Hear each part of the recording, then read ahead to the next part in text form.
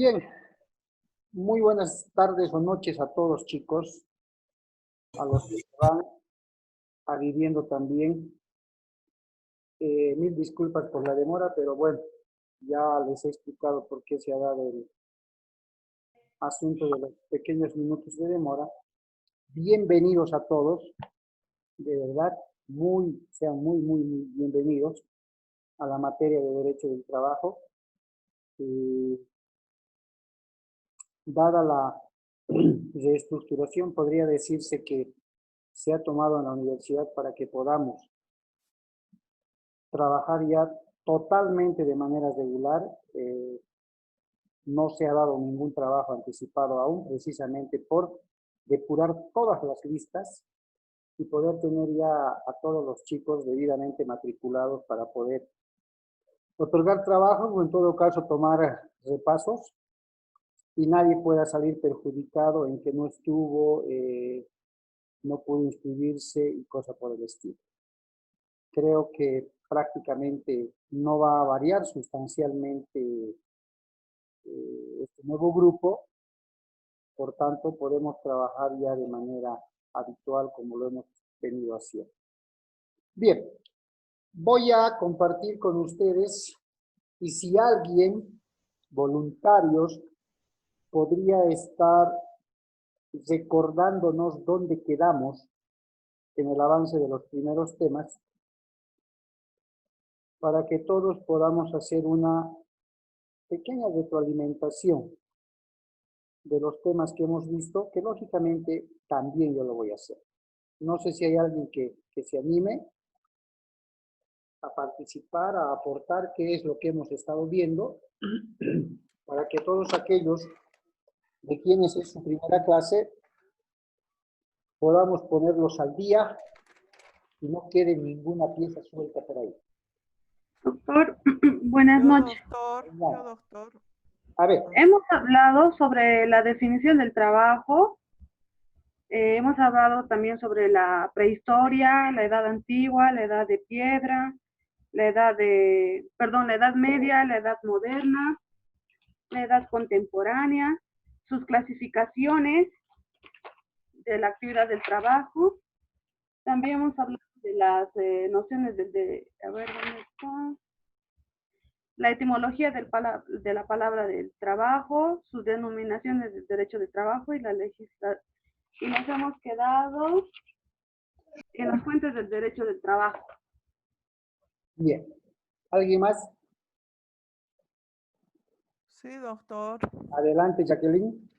Sí, sí hemos hablado antes de la historia un poquito del trabajo, del concepto del trabajo, origen y evolución del trabajo, su concepto, las edades antiguas, media, contemporánea, moderna, digital. Luego un poco ha ido al constitucionalismo, ¿no? Y ahí un poco también hemos vuelto a hablar de la etimología del trabajo, la definición del trabajo, y hemos empezado a hablar de la legislación comparada, jurisprudencia, doctrina, y hemos quedado en equidad. Perfecto. ¿Alguien más, chicos?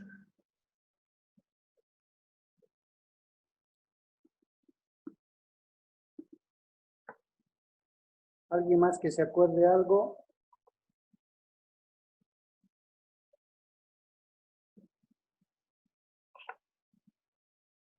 ¿Nadie? Bien. Para todos sin excepción, vamos a proceder a hacer una retroalimentación en base al siguiente resumen. Por favor, ruego su atención. Cuando abordamos, antes de entrar de lleno a la disciplina jurídica denominada Derecho del Trabajo y Seguridad Social, ¿cierto? Consideramos importante conocer qué significa la palabra trabajo, dejando a un lado de momento la disciplina jurídica como tal. ¿Qué es trabajo? Y habíamos, pues, después de varios aportes, de los participantes en clase, habíamos establecido que trabajo es aquella actividad física o intelectual que realiza una persona a cambio de una retribución económica o a cambio de una determinada remuneración. Básicamente, habíamos definido de esa manera el trabajo, donde también ustedes habían realizado sus aportes importantísimos, como manifestar que aquella actividad física o intelectual realizada por el hombre a cambio de una remuneración o retribución económica era pues necesaria para satisfacer ciertas necesidades que tenía precisamente la persona y por ende su familia.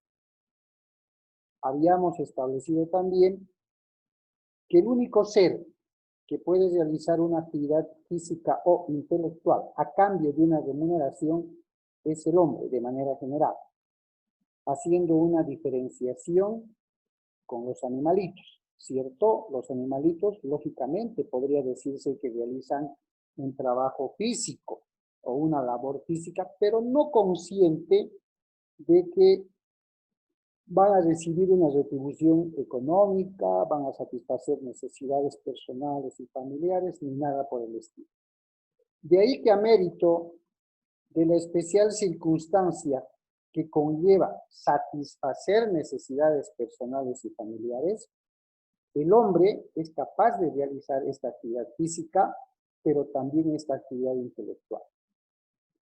Entonces, teniendo la definición de lo que era trabajo, empezamos a ver en su momento de manera muy puntual, de manera muy al grano, podría decirse, de lo que fue la cronología del trabajo.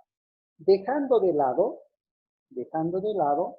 la edad primitiva, ¿cierto? La prehistoria. ¿Por qué? Porque esa es una información que ustedes ya la conocen en demasía.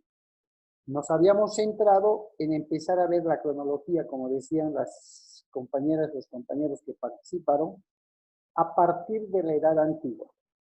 Y les había pedido que lo que me interesa que ustedes manejen, porque los dos primeros temas son de sustento teórico, manejen características de manera muy puntual.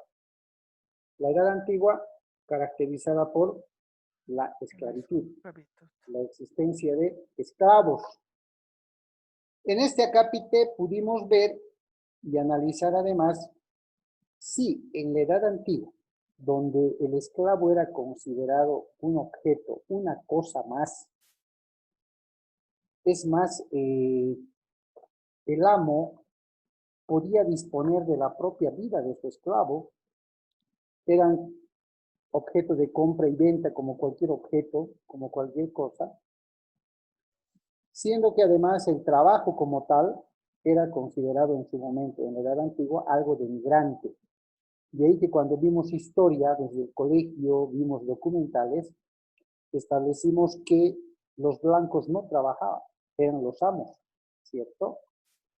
Y el trabajo, esa actividad física, estaba estrictamente dirigida a los esclavos.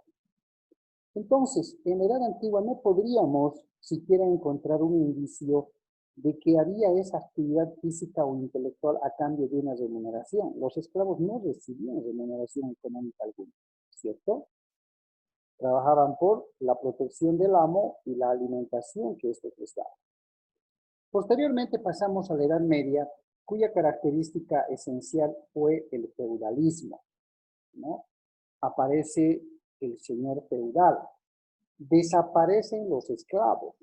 La esclavitud ya no es característica de la Edad Media, sino es el feudalismo donde aparecen los siervos, los vasallos, a quienes, aquellas personas que servían al señor feudal, vivían en su feudo, que también se caracteriza por el latifundio, y pues trabajaban en la agricultura en su gran mayoría, a efectos de que el señor feudal les proporcionaba vivienda, les proporcionaba protección, y también aparece en la Edad Media, en esa época, lo que hoy conocemos como la producción al partido o el arrendamiento de la tierra.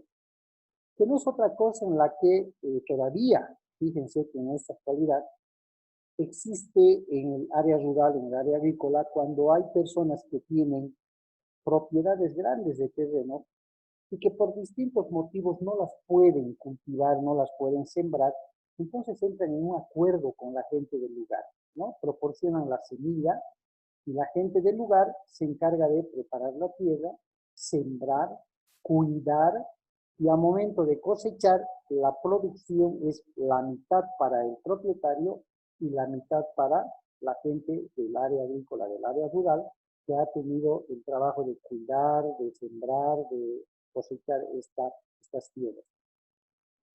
Acá tampoco podríamos hablar de que ya aparece el trabajo como tal, porque si bien hay una actividad física, aún no existe ni se puede hablar de una remuneración o retribución económica, ¿cierto? Conforme pasa el tiempo, llegamos a la edad moderna. La edad moderna caracterizada por la revolución industrial. Algunos autores la denominan edad de la revolución industrial, ¿sí? Cuando acontece la revolución industrial, nos muestra la mecanización de la industria, el cambio de la mano del hombre por la máquina.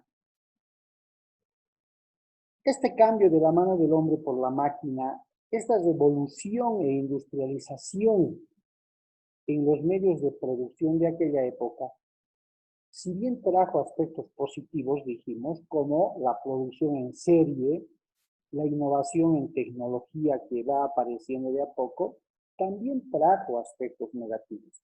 ¿Cuáles fueron estos? Uno de los más impactantes fue el desempleo.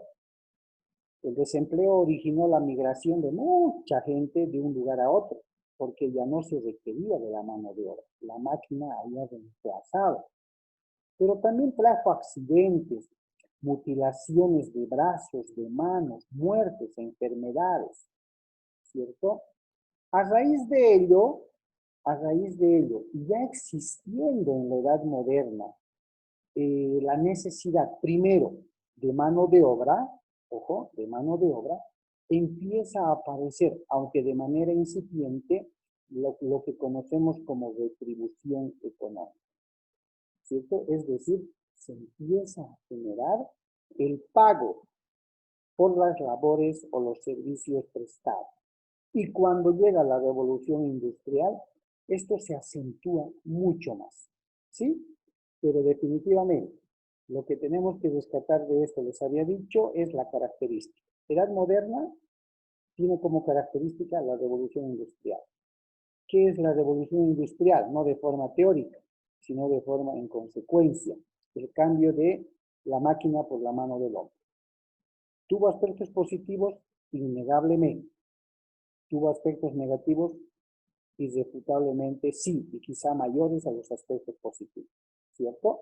Bien, llegamos a la edad contemporánea. La edad contemporánea tiene como característica esencial la Revolución Francesa, ¿cierto? Aquel cambio ideológico que nace en Francia.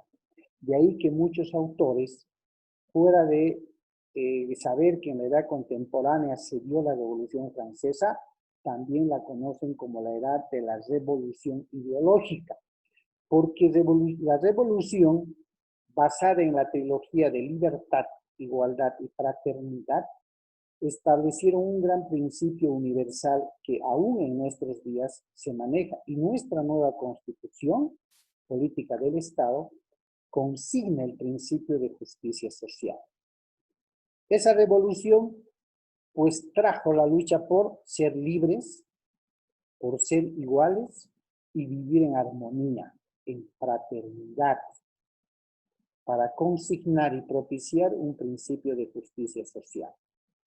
Que esta Revolución Francesa, desde el punto de vista histórico y hasta literal, tenía como fin humanizar a la sociedad para que no exista esa división o estratificación de clases sociales, sí. En consecuencia trajo también un cambio ideológico. La corriente o línea ideológica cambió a partir de esa trilogía que en Francia dominó a esta revolución, ¿cierto? Llegamos a la edad digital, 1950-1960. Muchos autores o investigadores relacionan a esta edad y sostienen que la edad digital llegó o es catalogada desde el momento en que el hombre llega a la luna. Algunos otros, no menos por si acaso, establecen que la edad digital apareció o llegó cuando el hombre fabrica el ordenador o la computadora. ¿Sí? Hubo una pugna de resultados de investigación estableciendo que la edad digital definitivamente comienza cuando el hombre pisa la luna, algunos otros cuando sostienen que con la aparición de la computadora. En ese contexto, y no está de más decirlo, se hace una clasificación primaria de la actividad conocida como trabajo. Pues, hablando de actividad física, hablamos de un trabajo manual. Hablando de actividad mental o intelectual, hablamos de lo propio intelectualmente. Hablamos del trabajo virtual. Prácticamente esta excepcional coyuntura que vivimos por la pandemia del COVID-19 ha hecho que muchas de las actividades intelectuales sean a través de líneas virtuales, a distancia, online, carcelario, etc. Una clasificación muy primicial en su momento. En este acápite, chicos, reitero, para quienes aún no estaban matriculados y para quienes ya estaban, pues es una retroalimentación fenomenal. Nos hicimos el cuestionamiento para poder determinar en qué edad vivimos en la actualidad. Nos quedamos en la edad digital. Y la edad digital está allá por los años 1950-1960. Y habíamos comentado en la clase que hay dos grandes posturas, ¿no? El sector anglosajón, Estados Unidos, Canadá, la Unión Europea y los países que componen ese lado, y la postura del continente asiático, Japón, Corea, China. Los asiáticos establecen que hoy por hoy vivimos en la edad de la cibernética, de la automatización, de la tecnología, de la electrónica avanzada. Por su lado, el sector anglosajón, ese polo anglosajón, el otro opositor, llamemos así, establecen y mencionan que no, que vivimos en la edad de las ciencias, de la ciencia tecnológica científica. Le dicen a los asiáticos, oye, tú podrás fabricar robots, tú podrás automatizar las industrias, tú podrás tener un repunte en la electrónica, que yo en su momento te la he vendido como conocimiento, pero nosotros estamos en la ciencia tan avanzada que te estamos clonando. Tomando células madres, estamos haciendo doble, y eso es ciencia. Y es un avance de tecnología que no alcanzas a dichorar. Y habíamos comentado, a ver si al final de la materia podemos llegar leyendo un poco, hay bastante información en internet, a veces posturas muy bien fundadas, pero también leyendo otras que también están muy respaldadas, entonces llegamos a la conclusión, ups, ¿en qué edad estamos ahora? ¿Cierto? Y lo vamos a hacer a medida que vayamos avanzando la materia. Bien, eso habíamos visto, y aquí habíamos visto un resumen de la historia del trabajo, ¿cierto? Esclavos, sí, no eran considerados personas, podían ser sacrificados. El amo disponía de la propia vida de sus esclavos, o en su caso los vendía. Edad del feudalismo, el señor feudal, existen los siervos, los vasallos, trabajan la tierra para un dueño, que también se siente propietario de los mismos, aparece el arrendamiento de la tierra. Revolución industrial francesa, Juntadas ambas, aparecen los famosos gremios, los agremiados, los burgueses sufren una modificación, maestros, oficiales, aprendices. Más adelante, el siglo XVII, más o menos hasta el siglo XX, los obreros, ¿cierto? La gran demanda de mano de obra, debido a que a la industrialización como resultado y consecuencia desde la edad moderna cuando se da la revolución industrial. Las condiciones laborales en ese entonces, ¿sí?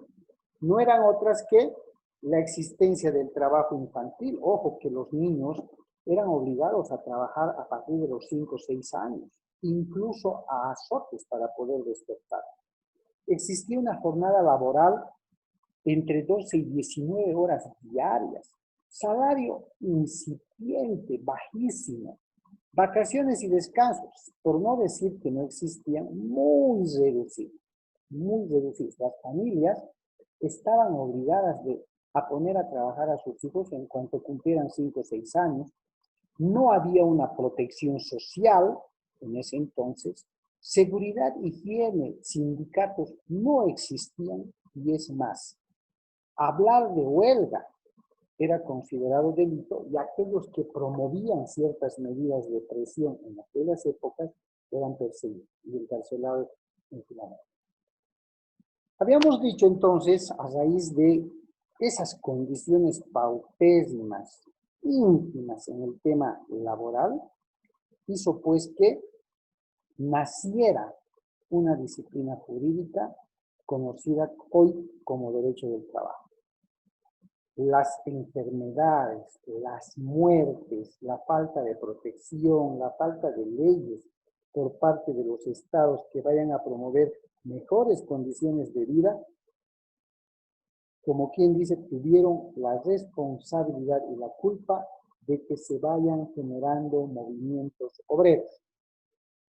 Y estos movimientos obreros, que por lo general se originan en Londres, en Inglaterra y en Alemania, van a dar lugar más adelante, y la historia nos muestra así, ¿no?, a que los estados se vean obligados a poder ir reconociendo a sus trabajadores derechos fundamentales, pero no solamente en normas individuales, en normas sueltas, sino en su constitución política del Estado. Y pues, como decía, si mal no recuerdo Jacqueline, llegamos al periodo del constitucionalismo social. Se las estoy narrando esta parte de los temas teóricos prácticamente como una historia, ¿sí? La época del constitucionalismo social, conocido así por muchos autores simplemente como el constitucionalismo, da inicio a partir del siglo XIX, ¿no? En el siglo XIX empiezan a los estados sentir la presión del reclamo de los trabajadores. Van naciendo los primeros atisbos e indicios de movimientos obreros. Entonces, al darse cuenta los estados que esto iba creciendo, sienten la necesidad de ir normando, de ir regulando la relación, ojo, antes se denominaba así, la relación obrero-patronal, obrero-patrón. Hoy por hoy, esos términos son considerados peyorativos, discriminatorios e inclusive racistas, porque ya no existen patrones en el mundo, ¿cierto? Y nadie es siervo, esclavo de estos señores. Hoy por hoy se denomina la relación entre sujetos del derecho del trabajo, empleador-trabajador. Bien, entonces, ante el nacimiento de estos movimientos y presiones de los obreros, los diversos estados, como les decía anteriormente, se ven obligados a ir reconociendo a sus trabajadores derechos fundamentales, pero insertándolos, si vale el término, escribiendo y reconociendo esos derechos en sus cartas magnas, en sus normas supremas, en sus constituciones políticas de Estado. ¿Ya?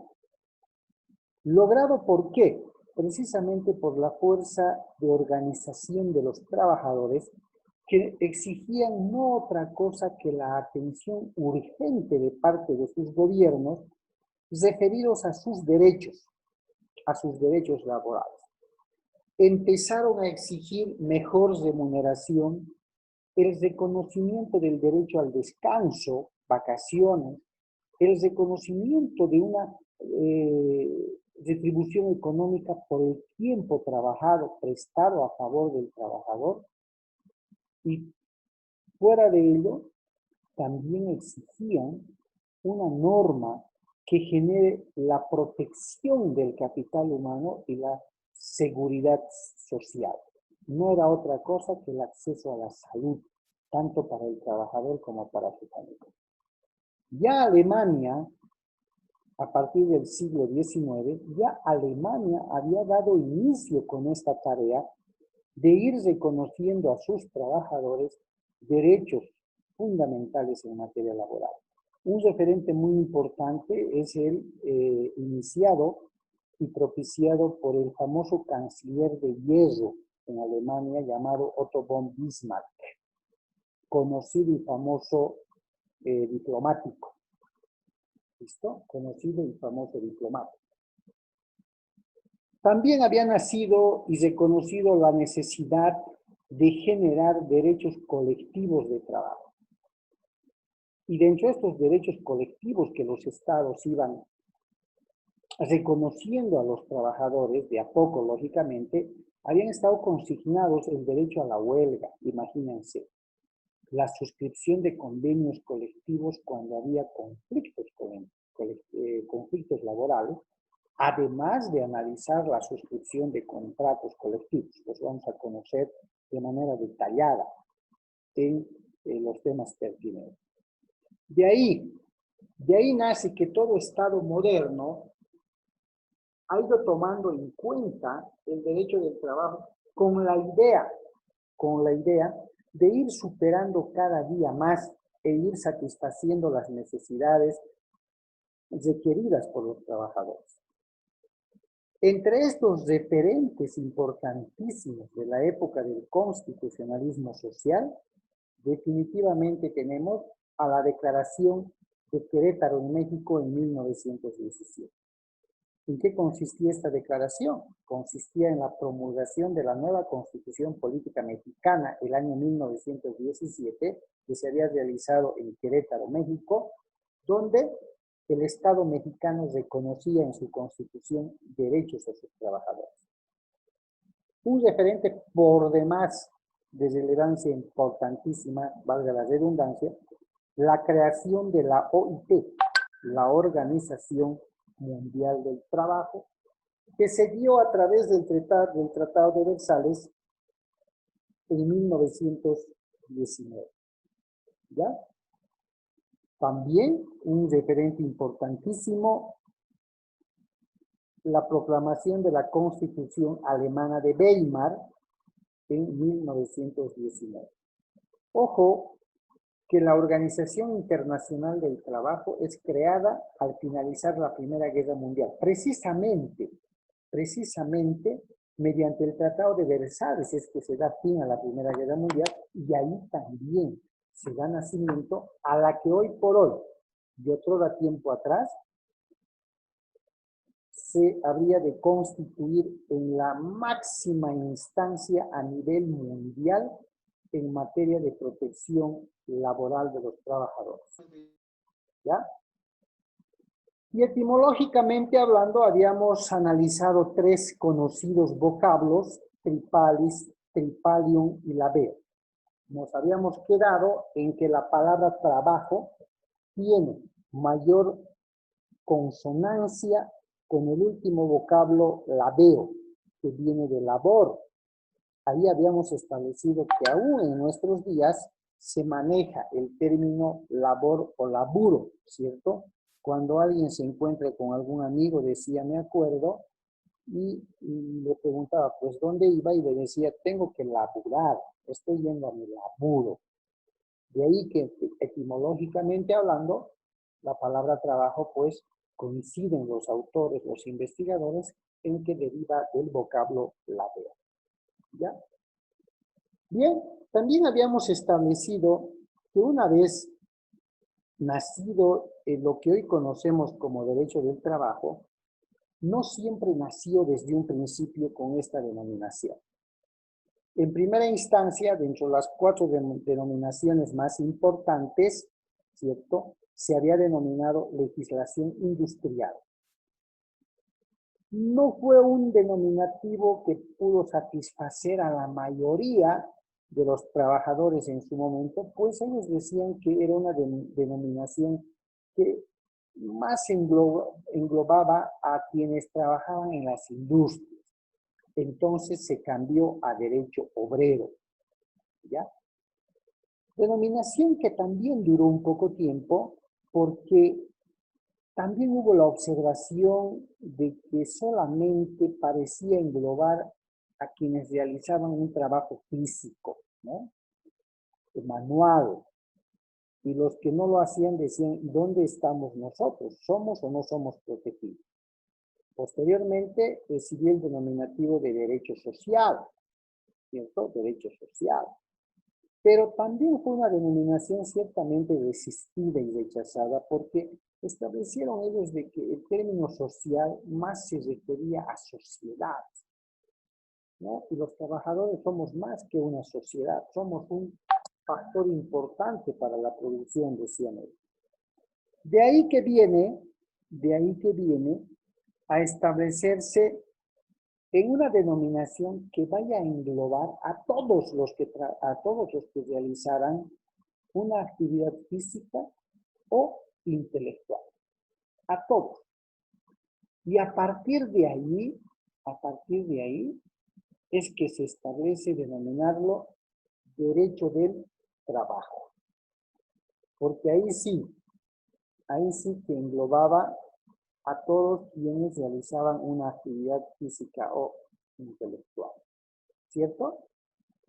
Y lógicamente aterrizamos en que, como toda disciplina jurídica, tenemos que manejar la definición de lo que es el derecho del trabajo. Les había hecho esta propuesta donde básicamente les había sugerido que mínimamente tenemos que entender que el derecho del trabajo es un conjunto de normas jurídicas de orden social que tiene por objeto regular las relaciones empleador-trabajador, ¿ya? Básicamente. ¿Por medio de qué las regula? Las regula por medio de la determinación de derechos y obligaciones. Ahí ustedes pueden añadir su matiz personal, no hay ningún problema, absolutamente. Básicamente, lo que me interesa que entendamos en la definición de derecho del trabajo es que es un conjunto de normas jurídicas de orden social cuyo objeto, cuya función es regular la relación empleador-trabajador. ¿Cómo las regula? Mediante la otorgación de derechos y obligaciones. Básicamente. Bien, como disciplina jurídica también habíamos visto las fuentes del derecho. Una, si no la más importante, pero de donde deriva, la Constitución Política del Estado, porque ahí están insertos los derechos fundamentales en materia laboral. A partir del artículo 46 al artículo 52 está consignado el régimen laboral. La costumbre, como aquella de petición de actos, tradiciones y conductas a través del tiempo, y que además son traspasados de generación en generación. La legislación comparada, que nos sirve para hacer una comparación con otra legislación laboral de otro país y encontrar con la nuestra similitudes o diferencias que puedan ser aplicadas en el hipotético caso que nuestra legislación laboral no consigne ciertos aspectos en determinadas circunstancias o conflictos. La jurisprudencia, como aquel conjunto de razonamientos traducidos en fallos emitidos por los altos tribunales de justicia, que son el Tribunal Constitucional y el Tribunal Supremo de Justicia, ¿cierto? Bien, chicos, un favor, ahí vamos a quedar para continuar, estamos a punto de finalizar y por favor denme un minuto para poder compartir con ustedes el nuevo link. ¿Listo? Está bien, doctor. Gracias. Por favor, se conectan inmediatamente.